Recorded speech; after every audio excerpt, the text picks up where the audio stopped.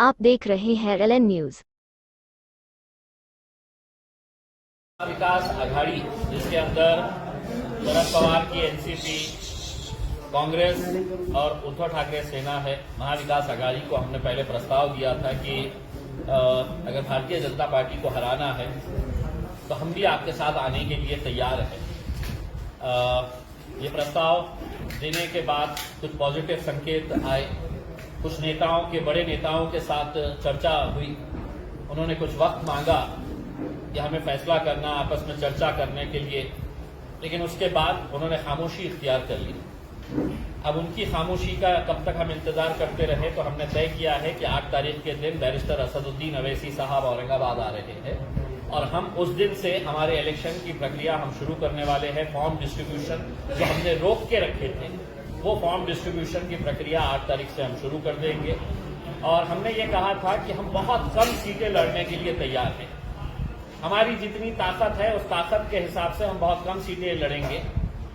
अगर आप और हम साथ में मिलकर आते हैं तो, क्योंकि हमें भी पता, हम ऐसा नहीं है कि हमारी ताकत इतनी है और हम इतना मांगेंगे।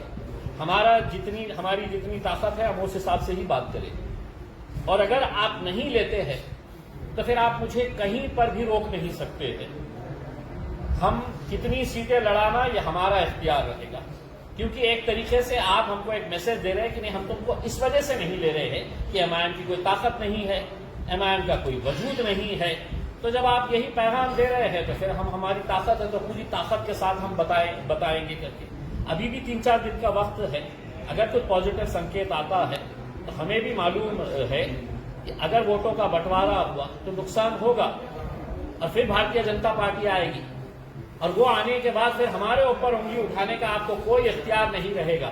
तो एक बार अच्छी तरीके से शरद पवार साहब, नाना पटोले साहब, उद्धव साहब, आप सुन ले कि हम बड़ी संजीदगी के साथ, पूरी ईमानदारी के साथ भारतीय जनता पार्टी को हराने के लिए आपके साथ आने के लिए तैयार है।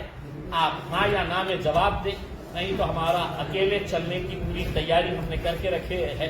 आप नहीं लेते हैं तो बोल दें हमें, अब हम बहुत ज्यादा इंतजार नहीं करेंगे। अवैसी साहब आने वाले हैं, अवैसी साहब अकेले चलेंगे तो कितने सीटों पर लड़ाई?